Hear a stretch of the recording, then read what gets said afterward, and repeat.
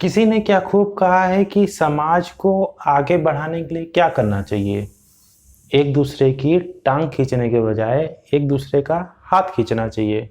मैं जय उत्तरानी स्वागत करता हूं आपका आपके अपने यूट्यूब चैनल उत्तरानी क्लासेज में। फ्रेंड्स, आज हम वेक्टर स्पेस के सेकेंड पार्ट पे हैं। आज elementary properties of vector space, ये कुछ एलिमेंट्री प्रॉपर्टीज होती हैं, थ्योरम के फॉर्म में बुक में दिया रहता है, तो उसी फॉर्म में मैंने यहाँ पे लिख दिया है। आज हम एक एक करके टोटल 8 प्रॉपर्टी आप देख सकते हो मैंने यहाँ पे लिखी हुई है। ठीक है, तो इस 8 प्रॉपर्टी को एक एक करके प्रूफ करेंगे। पहला ये समझ लेते हैं। तो देखिए क्या है, लेट भी ओवर एफ, है ना, वेक्टर स्पेस किसी न किसी फील्ड के ऊपर एफ, फील्ड एफ के ऊपर वेक्टर स्पेस बनाता है, तो ये लिखा है, सिंबल ये होता है V over F. Be a vector space over a field F and zero be the null vector या जीरो वेक्टर भी उसको कहते हैं। ठीक है, दोनों मैंने वर्डिंग यहाँ पे लिख दी है। ऑफ भी, अब वही भी का है तो वेक्टर होगा। ठीक है, देन प्रूव दैट। अब देखिए, अब यहाँ पे जहाँ जहाँ पे जीरो आया है ना, आप समझिएगा कि अगर स्केलर की जगह आया है तो वहाँ पे मैं हल्का लाइट करके लिख दूंगा, और जहाँ वेक्टर का फॉर्म है वहाँ हल्का सा डार्क करके लिख दूंगा। ठीक है, फर्स्ट ये देखिए स्केलर है, ये वेक्टर है, आप समझ सकते हो। ठीक है, तो यहाँ ए हो गया, ये वेक्टर नल वेक्टर जीरो हो गया। ठीक है, मैं हर जगह नल वेक्टर बोलूंगा। ठीक है, ए नल वेक्टर जीरो, तो दोनों का कंपोजिशन नल वेक्टर आना चाहिए भाई। कोई भी स्केलर और वेक्टर का कंपोजिशन हमेशा वेक्टर आएगा। ठीक है, तो यहाँ वेक्टर आ गया for every A belongs to F. ठीक है, सेकंड क्या है, ये देखिए, अब ये स्केलर की जगह पे है ना, तो ये स्केलर वाला होगा और ये वेक्टर होगा आपका। ठीक है, ध्यान दीजिएगा। तो अब क्या हो जाएगा, अब ये जीरो और ये अल्फा, ठीक है, ये नल वेक्टर आ जाएगा। ठीक है, और यहाँ पे थर्ड ए में मल्टीप्लाई करना है माइनस अल्फा का। ये अल्फा कहाँ का होगा, ये वेक्टर का मेंबर है। ठीक है, तो माइनस ऑफ ए अल्फा, ये सिंपल आप देखोगे तो माइनस ए अल्फा माइनस ए अल्फा। ठीक है, A alpha minus beta, A alpha minus A beta. ठीक है, A alpha is equal to zero, this implies that A is equal to zero और alpha is equal to zero. ठीक है, 7 A alpha is equal to A beta, this implies that alpha is equal to beta. ठीक है, ये देखोगे A alpha is equal to B alpha implies that A is equal to B. सब आप जो देखोगे वो आपको सिंपल मैथ्स के जो बेसिक टर्म्स होते हैं उस टाइप का दिखेगा, लेकिन इसको जो अब आप प्रूफ करोगे तो आप में माइंड में ये रहे, ये नहीं कि सिंपल ये कैलकुलेशन टाइप का है कि भाई चलो ये डिस्ट्रीब्यूटिव लॉ हो गया। ठीक है, डिस्ट्रीब्यूटिव लॉ है, लेकिन इसको आपको वेक्टर स्पेस की जो डेफिनेशन होती है, अगर आपने अभी तक वेक्टर स्पेस की डेफिनेशन नहीं पढ़ी है या उसके कॉन्सेप्ट आपको नहीं समझ में आ रहे हैं, बेसिक कॉन्सेप्ट, तो आप मेरा ये पार्ट सेकंड है, आप देख सकते हो, है ना। तो पार्ट फर्स्ट आप पहले देख लेना, क्योंकि पार्ट फर्स्ट में जब आप उसकी डेफिनेशन को अच्छे से, स्केलर क्या होता है, वेक्टर क्या होता है ना, वेक्टर एडिशन, स्केलर मल्टीप्लिकेशन, ये सब आपको समझ में आ जाएगा। तब ये चीज़ें जो अभी मैं प्रूफ करने वाला हूँ, ये थोड़ा समझने में आसानी होगी। तो यहाँ पे इन सबको हमें वेक्टर की डेफिनेशन, उसकी कुछ, है ना, डेफिनेशन में जो शर्तें होती हैं कि v प्लस अबेलियन ग्रुप होना चाहिए, इस तरह से वो, है ना, डिस्ट्रीब्यूटिव प्रॉपर्टी होल्ड करता है, 1 इंटू अल्फा अल्फा देता है, ये सब यूज करके यहाँ पे इसको प्रूव करना है। आइए समझते हैं फर्स्ट। तो ये क्या है, ए में वेक्टर नल वेक्टर जीरो का मल्टीप्लाई क्या है, इक्वल टू नल वेक्टर आना चाहिए। ठीक है, जो दिया है वो हमने ले लिया। ठीक है, अब अच्छा आप ये बताओ कि इस नल वेक्टर यहाँ पे जितने जीरो यूज हुए हैं वो नल वेक्टर है, उसको स्केलर मत समझिएगा। ठीक है, तो यहाँ पे, ठीक है, इस जो नल वेक्टर जीरो है इसको जीरो प्लस जीरो कर सकते हैं भाई, दो नल वेक्टर को आपस में ऐड करेंगे तो नल वेक्टर आएगा। ठीक है, इतनी बात तो समझ में आ गई। तो यहाँ पे ए जीरो इक्वल टू जीरो दिया था, तो हमने ए जीरो इज इक्वल टू ए, इस जीरो को जीरो प्लस जीरो कर दिया। अब जीरो कर रहा हूं मतलब नल जीरो, है ना, नल वेक्टर है। ठीक है, ये समझ लीजिएगा, है ना। तो अच्छा, आपने जब वेक्टर स्पेस की हमने डेफिनेशन पढ़ी थी तो हमने ये देखा था कि राइट से उसमें वेक्टर डिस्ट्रीब्यूटिव प्रॉपर्टी को होल्ड करा था, और लेफ्ट से स्केलर डिस्ट्रीब्यूटिव प्रॉपर्टी को होल्ड कर रहा था। ठीक है, तो यहाँ लेफ्ट से स्केलर है, डिस्ट्रीब्यूटिव प्रॉपर्टी को होल्ड कर देगा।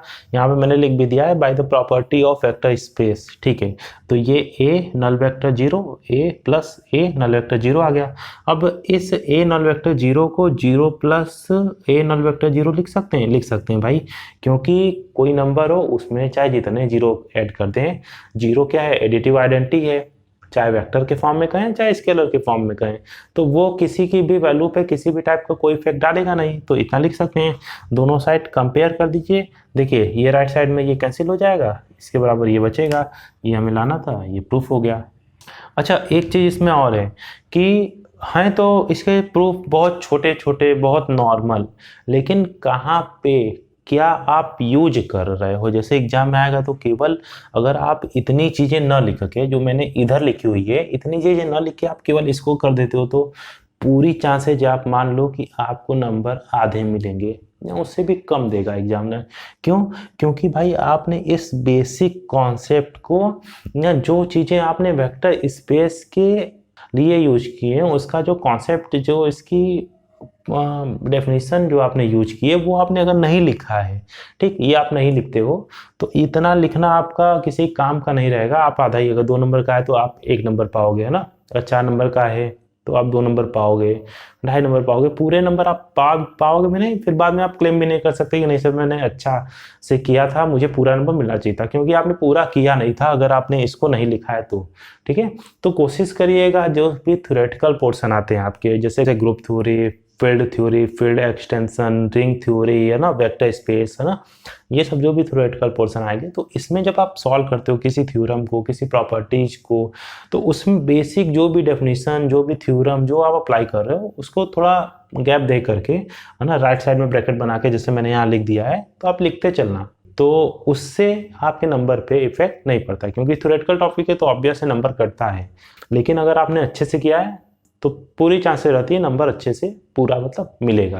अगर आपने पूरा नहीं किया है तो नंबर काफ़ी इसमें कट जाते हैं। आज समझते हैं सेकेंड प्रॉपर्टी को, क्या है, 0 अल्फा इज इक्वल टू 0। ठीक है, अब यहाँ पे ये जो 0 यूज हुआ है ना, जो दोनों का कंपोजिशन या मल्टीप्लाई कर लो, उसके बाद जो आया है वो नल वेक्टर है ना, और यहाँ पे ये 0 स्केलर है। आप देख सकते हो जहाँ जहाँ आपको डार्क दिख रहा है वो आप ये समझ लाना कि नल वेक्टर है, ये नहीं, ये सॉरी ये स्केलर है। ठीक है, यहाँ जो जो मैंने डार्क बनाया है, यहाँ पे ये 1 2 3 4, कैसे, अभी आपको धीमे धीमे जब आप प्रैक्टिस करोगे ना तो आपको समझ में आने लगेगा। जो दिया था वो हमने लिख दिया। ठीक है, अब भाई अच्छा आप ये बताओ कि 0 में 0 को ऐड करेंगे तो क्या आएगा, 0 आएगा, है ना।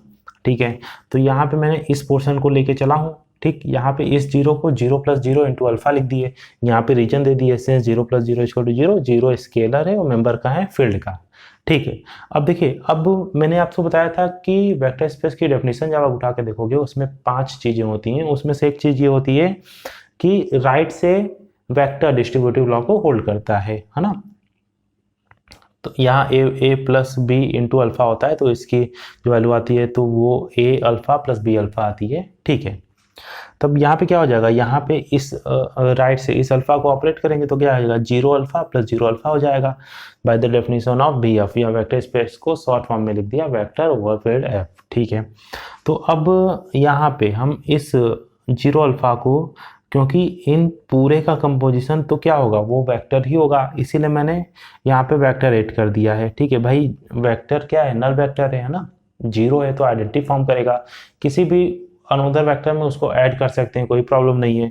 यहाँ पे मैंने आप रीजन भी दे दिया, since 0 alpha belongs to V and since 0 plus 0 alpha equal to 0 alpha. ठीक है, यहाँ पे भी ये वेक्टर है, किसी वेक्टर में स्केलर को ऐड नहीं कर सकते, वेक्टर को ही ऐड करेंगे। ठीक है, तो यहाँ 0 plus 0 alpha equal to 0 alpha plus 0 alpha, right से कैंसिलेशन लॉ को आप अप्लाई करोगे तो ये दोनों कैंसिल हो जाएंगे, मतलब null vector 0 equal to 0 alpha आ जाएगा। यही हमको प्रूफ करना था। आज समझते हैं थर्ड प्रॉपर्टी। देखिए क्या है, A multiplied by minus alpha equal to minus A alpha for every A belongs to F alpha belongs to भी, वेक्टर का मेंबर होगा। ठीक है, जो दिया है वो हमने लिख दिया। अब इसके बराबर इसको लेके चलना है तो इसको लेके चलिएगा, इसको दिखा दीजिएगा। ठीक है, अच्छा फ्रॉम फर्स्ट हम ये जानते हैं कि A multiplied by null vector equal to null vector आएगा। ठीक है, ये तो जान गए क्योंकि इसका हम यूज कर रहे हैं। तो देखिए इसको अब क्योंकि ये नल वेक्टर है ना, तो दो मतलब सेम टाइप के अपोजिट वेक्टर लेकर के कर दें तो उसकी भी वैल्यू नल वेक्टर आती होगी। यहाँ पे मैंने लिख दिया है since minus alpha plus alpha is equal to 0, ठीक है, A multiplied by minus alpha plus alpha is equal to 0 आ गया, ठीक है। तो अब स्केलर मल्टीप्लिकेशन, ठीक है, डिस्ट्रीब्यूटिव लॉ मतलब, ठीक है, वो अप्लाई होगा, है ना। लेफ्ट साइड से स्केलर का मल्टीप्लिकेशन उस प्रॉपर्टी में आता है, डिस्ट्रीब्यूटिव प्रॉपर्टी को होल्ड करता है। तो ये A of minus alpha plus A alpha is equal to 0 हो जाएगा। जब राइट साइड से, है ना, इस साइड से इसका इन्वर्स हम ऑपरेट करेंगे तो ये तो कैंसिल हो जाएगा, यहाँ पे माइनस ए अल्फा आ जाएगा। तो मतलब A of minus alpha is equal to minus A alpha, यही हमको प्रूफ करना था। देखिए आइए समझते हैं फोर्थ प्रॉपर्टी को। क्या है, minus A alpha is equal to minus of A alpha, ठीक है। ए कहाँ है, फील्ड का मेंबर है, और अल्फा क्या है, बी का मेंबर है। फॉर एवरी, क्योंकि कोई भी प्रॉपर्टी फॉर एवरी के लिए होती है, ठीक है। सिंस वी हैव, अब देखिए अब क्या था, थर्ड वाले में हमने फर्स्ट का यूज किया था, और आप ऐसे याद करना ना कि फोर्थ वाले में हमने सेकंड का यूज कर लिया है। अब देखिए 0 अल्फा, ये स्केलर 0 है, ये वेक्टर 0 है। 0 अल्फा की वैल्यू नल वेक्टर 0 आती थी, ठीक है। अब यहाँ पे इस 0 को हम माइनस ए प्लस ए करके लिख सकते हैं, into alpha is equal to null vector 0 हो जाएगा, ठीक है। तो अब देखिए, अब यहाँ से यहाँ राइट साइड से अल्फा पे डिस्ट्रीब्यूटिव लॉ होल्ड होता है, ठीक है, वो अप्लाई कर दीजिए। यहाँ 0 है ना, इसका मैंने रीजन यहाँ दे दिया, minus a plus a equal to 0, a belongs to F, ठीक है। अब यहाँ से इसको डिस्ट्रीब्यूटिव प्रॉपर्टी होल्ड करते हैं, तो minus A alpha is equal to plus A alpha is equal to null vector 0 हो जाएगा, वेक्टर स्पेस की डेफिनेशन से, ठीक है, डिस्ट्रीब्यूटिव लॉ जो उसमें होती है। अब राइट साइड से इसका इन्वर्स अप्लाई करें तो ये यहाँ पे नल वेक्टर 0 बना देगा, और यहाँ माइनस ए अल्फा हो जाएगा, minus a into alpha is equal to minus of A alpha, ये हमको प्रूफ करना था। आइए समझते हैं fifth property, a in bracket alpha minus beta is equal to A alpha minus A beta. देखने में बड़ा सिंपल है ना, कि स्केलर को डिस्ट्रीब्यूट कर दिए हैं, ठीक है। अब क्योंकि वेक्टर स्पेस में यहाँ पे प्लस था तो डिस्ट्रीब्यूटिव प्रॉपर्टी होल्ड करती थी, अब यहाँ माइनस है तो इसके लिए कुछ प्रॉपर्टी लगा के इधर उधर करके इसको प्रूफ करना होगा, ठीक है। जो दिया था ये हमने ले लिया, इसके बराबर ये दिखाना है, ठीक है, तो इसको सॉल्व करते हुए ला देंगे ए ऑफ अल्फा माइनस बीटा।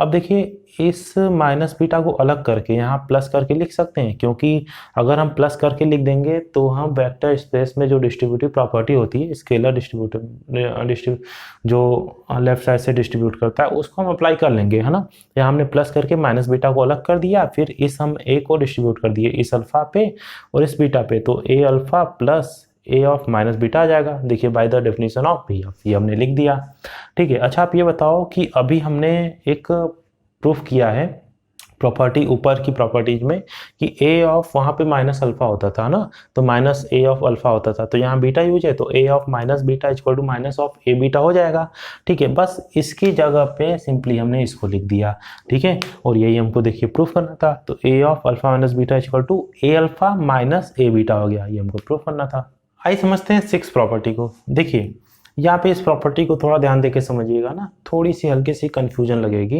है ना, ध्यान से समझेंगे तो वो कंफ्यूजन दूर हो जाएगी।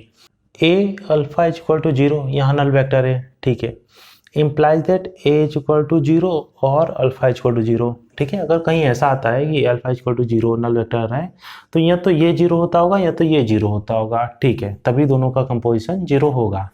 अब देखिए हम करेंगे क्या, एक बार इसको 0 नहीं मान लेंगे, एक बार इसको 0 नहीं मान लेंगे। Suppose 0 is not equal to A, मान लिए कि ए 0 नहीं है। अब क्योंकि ए 0 नहीं है ना, या तो ये 0 है या तो ये 0 है, तभी दोनों का कंपोजिशन 0 आया। तो अगर ये 0 नहीं है तो इसको 0 होना पड़ेगा, मतलब अगर हम इसको 0 नहीं माने तो इसको 0 दिखाएंगे, फिर इसको 0 नहीं माना है तो इसको 0 दिखाएंगे, ठीक है।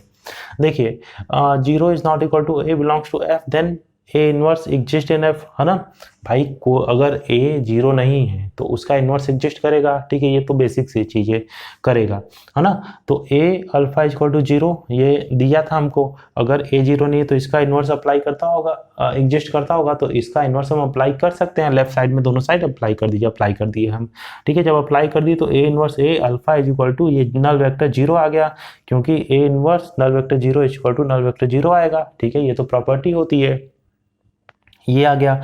अब ए इनवर्स देखिए मैंने यहाँ लिख दिया 1 होगा, भाई सिंपल सा स्केलर है, कोई भी स्केलर दूसरे स्केलर के इनवर्स के साथ मल्टीप्लाई होके 1 देगा, तो यहाँ 1 दे दिया।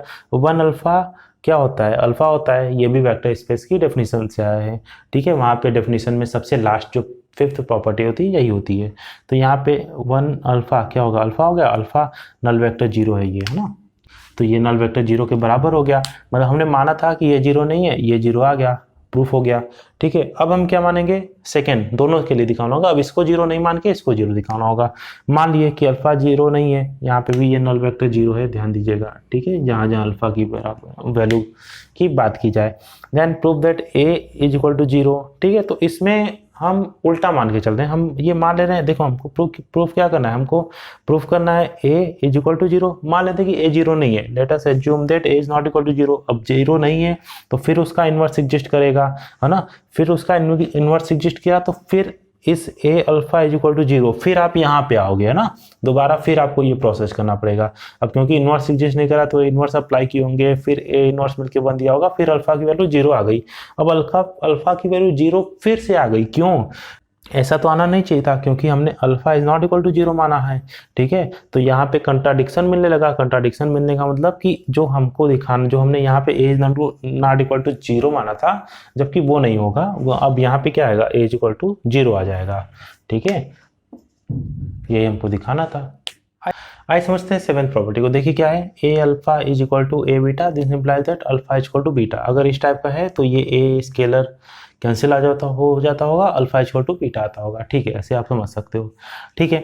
अब देखिए इसको लेके चलते हैं, A alpha is equal to A beta लेके चले, ठीक है। अब दोनों साइड में इन्वर्स आप जब ऑपरेट कर दो, है ना, ये इधर आया नहीं है, निगेटिव इन्वर्स ऑपरेट हुआ होगा, ठीक है। इन्वर्स ऑपरेट किए तो इसका इन्वर्स मिलके ये 0 दे दिया होगा, तो क्या आएगा, A alpha minus A beta is equal to null vector 0, ठीक है, ये आ गया, ठीक। अब ये क्या है, ये डिस्ट्रीब्यूटिव प्रॉपर्टी होती है, तो ए को हम यहाँ से लेफ्ट साइड से निकाल सकते हैं, तो निकाल दिए तो alpha minus beta is equal to 0 हो गया। यहाँ पे आप लिख सकते हो by the definition of V F.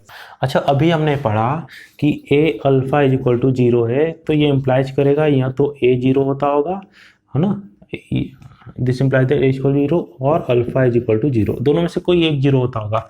और क्योंकि इस प्रॉपर्टी में हमको दे दिया है, इस प्रॉपर्टी में क्या दिया है कि ए 0 नहीं है, तो अगर दो चीज का मल्टीप्लाई 0 आ रहा है और ये फिक्स है कि ये 0 नहीं है, तो ये भी फिक्स है कि ये 0 होता होगा, मतलब alpha minus beta is equal to 0 आएगा। मैंने यहाँ पे लिख दिया since a is not equal to 0 and from, है ना, 6 जो लास्ट में प्रॉपर्टी थी यही थी, इसका हम यूज कर दिए। तो अल्फा माइनस बीटा क्या होगा, 0 देता होगा, ये नल वेक्टर 0 है, मीन्स अल्फा की वैल्यू बीटा के बराबर आ जाती होगी।